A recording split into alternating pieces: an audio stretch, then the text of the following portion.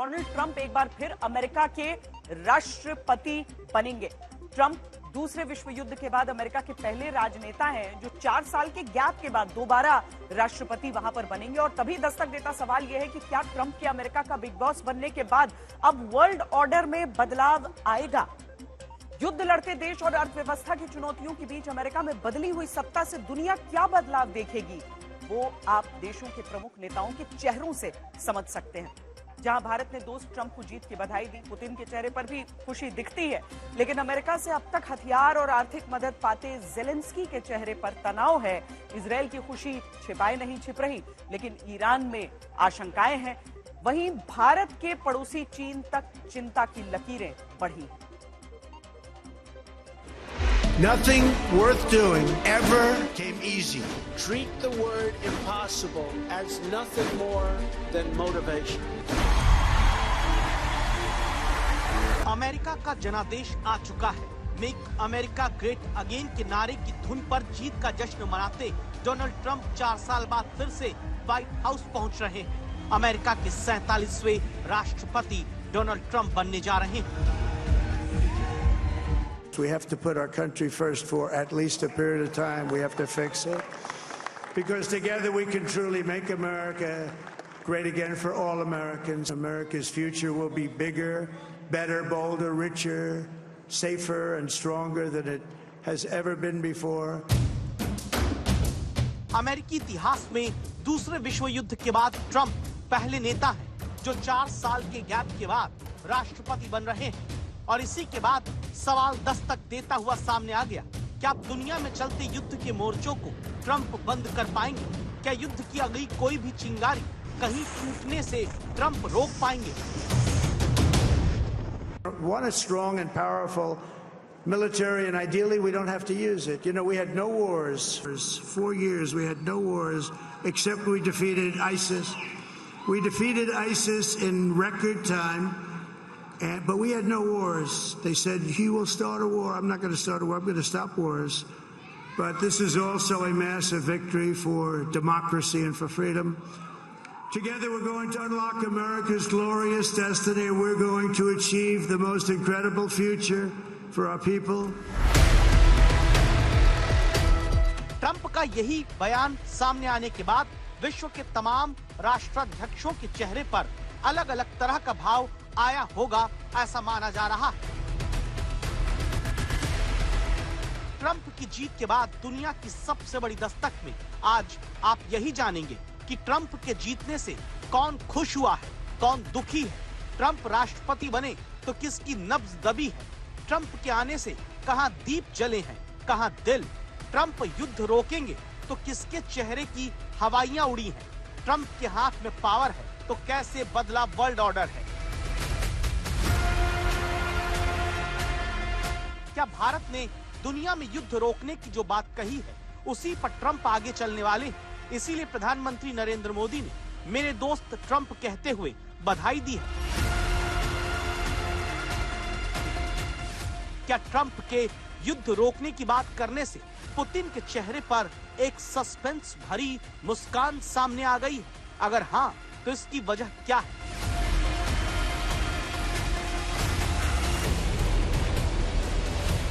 क्या राष्ट्रपति होने के नतीजों के तुरंत बाद ट्रंप के युद्ध नहीं होने दूंगा का नारा दे देने से अब यूक्रेन के राष्ट्रपति जेलेंस्की के चेहरे पर नर्वसनेस नजर आने लगी है? क्या ट्रंप के दोबारा 4 साल बाद राष्ट्रपति बनने की खबर पाते ही इजराइल में बैठे नेतन्याहू का दिल बल्लियों उछलने लगा है? क्या ट्रंप के जीतने की खबर पाने के बाद ईरान शांति से आगे की अपनी रणनीति बनाने और फिलहाल ये दिखाने में जुट गया है कि वो दबने वाला नहीं, भले व्हाइट हाउस में ट्रंप आ जाएं? क्या ट्रंप के राष्ट्रपति बनने की खबर पाने के बाद भारत के 3 पड़ोसी देशों के प्रमुख शी जिनपिंग, शहबाज शरीफ और मोहम्मद यूनुस के चेहरे पर चिंता की लकीरें बढ़ गई हैं?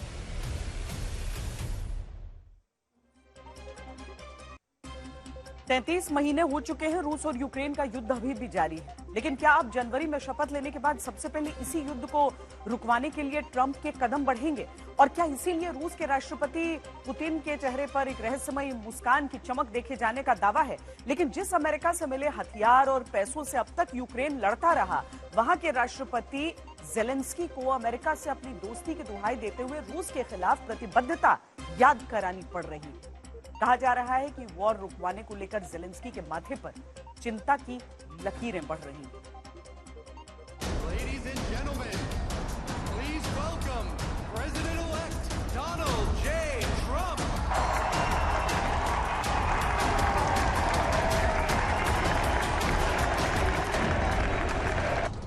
दुनिया की सबसे बड़ी खबर के तौर पर ट्रंप अखबारों की हेडलाइंस में हैं। ट्रंप की ऐतिहासिक व्हाइट हाउस वापसी को लेकर अब दुनिया के बाकी देशों के स्टैंड पर सबकी नजर लगी है और निगाह इस बात पर सबकी टिकी है, क्या 33 महीने से जारी रूस यूक्रेन का युद्ध भी अब ट्रंप रोक पाएंगे? क्या जनवरी में शपथ लेने के बाद ट्रंप का पहला एजेंडा रूस यूक्रेन का युद्ध रोकना होगा? क्योंकि चुनाव जीतते ही युद्ध नहीं होने दूंगा की बात कहने वाले ट्रंप चुनाव के दौरान भी ये कहते आए हैं कि वो रूस और यूक्रेन का युद्ध रुकवा सकते हैं।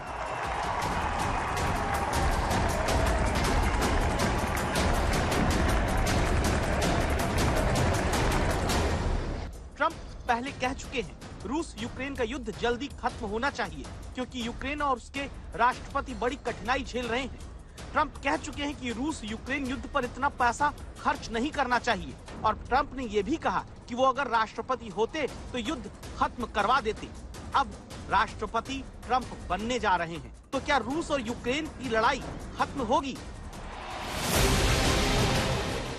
अब जैसे ही ये तय हो गया कि अगले 75 दिन के भीतर ट्रंप अमेरिका के 47वें राष्ट्रपति पद की शपथ लेंगे, रूस और यूक्रेन के ट्रंप को लेकर सामने आए रिएक्शन से पता चलता है कौन खुश है और कौन तनाव में आ गया।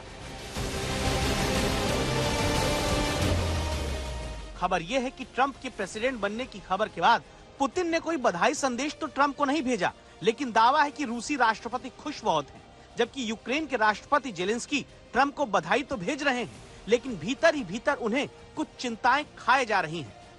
रूस फिलहाल अमेरिका में जो कुछ हो रहा है उसे शांति से देख रहा है। यही वजह है कि ट्रंप की जीत के बाद रूस के प्रवक्ता कहते हैं कि पुतिन अभी जल्दबाजी में ट्रंप को बधाई नहीं देंगे। रूस अभी ट्रंप की नीतियों पर नजर रखेगा, लेकिन ट्रंप के साथ मिलकर यूक्रेन को लेकर भविष्य की नीतियों पर काम किया जा सकता है, ये रूस कहता है। रूस के खिलाफ यूक्रेन को हथियार, पैसा, सब कुछ अमेरिका देता रहा है। उसी अमेरिका में ट्रंप के आने के बाद पुतिन के पास मुस्कुराने की वजह है, जिसे वो खुलकर दिखा नहीं पा रहे हैं।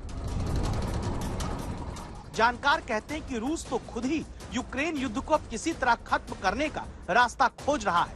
रूस की ये भी मंशा बताई जाती है कि अगर युद्ध रुके तो फिर जहां तक उसका कब्जा है वो वहीं पैर जमा ले।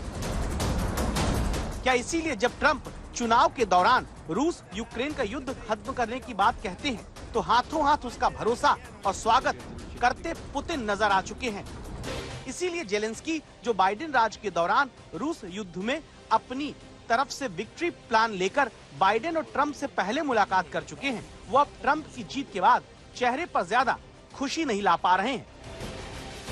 इसकी वजह ये बताई जाती है ट्रंप का पुराना बयान ध्यान दीजिए, जब ट्रंप ने कहा कि जेलेंस्की को समझौता करना चाहिए वरना अमेरिका सहायता रोक देगा। जेलेंस्की को इस बात की भी चिंता है कि आगे अमेरिका से कितनी मदद मिल पाएगी। यही वजह है ट्रंप की जीत के बाद जेलेंस्की बधाई तो भेज लेते हैं तो उसमें ज्यादातर रूस के खिलाफ विक्ट्री प्लान ही याद कराते दिखते हैं।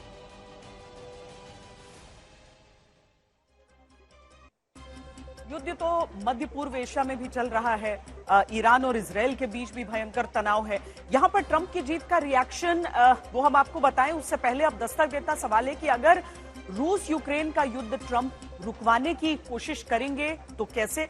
पहली जो गुंजाइश है वो ये एक्सपर्ट बताते हैं कि समझौते के तहत यूक्रेन को सैनिक सहायता जारी रखकर सुरक्षा की गारंटी ट्रंप दे सकते हैं ताकि भविष्य में रूस उस पर दोबारा हमले नहीं कर पाएगा। लेकिन सवाल है कि क्या इतने भर से जेलेंस्की मानेंगे? दूसरी संभावना, रूस को यह कहा जाए कि अगर तुमने युद्ध नहीं रोका तो फिर यूक्रेन को और भी मदद अमेरिका देगा। हालांकि इस संभावना पर कुछ जानकार इनकार करते हैं, क्योंकि उनके अनुसार ट्रंप रूस यूक्रेन युद्ध में और खर्च नहीं करने की बात पहले ही कर चुके हैं। अब तीसरी संभावना, अंतर्राष्ट्रीय कानूनों के तहत यूक्रेन को उसकी जमीन वापस सौंपी जाए। मौजूदा हालात को देखते हुए यह व्यवहारिक लगता है, लेकिन क्या पुतिन इस पर भरोसा करके हामी भरेंगे?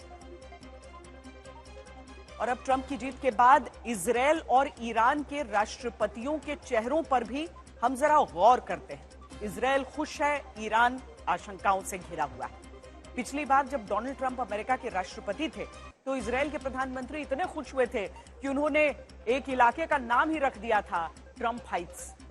अब की बार ट्रंप जीते तो क्या इजरायल को लगता है कि ईरान, लेबनान, यमन, गाजा तक जो युद्ध के मोर्चे उसके खुल गए हैं, वहां बाइडेन के मुकाबले डोनाल्ड ट्रंप ज्यादा आक्रामक होकर साथ देंगे? पिछले साल अक्टूबर से इजराइल और हमास के बीच जो युद्ध शुरू हुआ वो 1 साल के भीतर इजराइल और लेबनान से लेकर इजराइल और ईरान के बीच तक पहुंच चुका है। ट्रंप की जीत के बाद अब सबकी निगाह इस बात पर लगी है कि क्या मिडिल ईस्ट में युद्ध रुकेगा? क्या ट्रंप के आने से ईरान को लगता है कि इजराइल का ही फायदा है? क्या ट्रंप की जीत ने इजराइल को अब और भी बूस्टर डोज दे दी? ट्रंप का दोबारा जीत कर आना इजराइल के लिए फायदेमंद और क्यों ईरान के लिए नया झटका कहा जा रहा है? कुछ घटनाक्रम पर गौर करिए। ट्रंप नहीं पहले राष्ट्रपति रहते इजराइल के गोलान पहाड़ी पर दावों को मान्यता दी थी, जिसे साल 1967 के युद्ध में सीरिया से छीना गया था और बाद में इजराइल ने इस पर कब्जा कर लिया था। जब ईरान के साथ ट्रंप ने पिछले कार्यकाल में परमाणु समझौता रद्द किया तो नेतन्याहू ने खुलकर इसका समर्थन किया था। नेतन्याहू पहले ट्रंप को इजराइल में व्हाइट हाउस में अब तक का सबसे अच्छा दोस्त तक कह चुके हैं। ट्रंप ने ही यरूशलेम को इजराइल की राजधानी के रूप में मान्यता दी थी। ये दशकों पुरानी अमेरिका की नीति के विपरीत था। यही वजह है जब इजराइल लगातार ईरान से लेकर गाजा में हमास होते हैं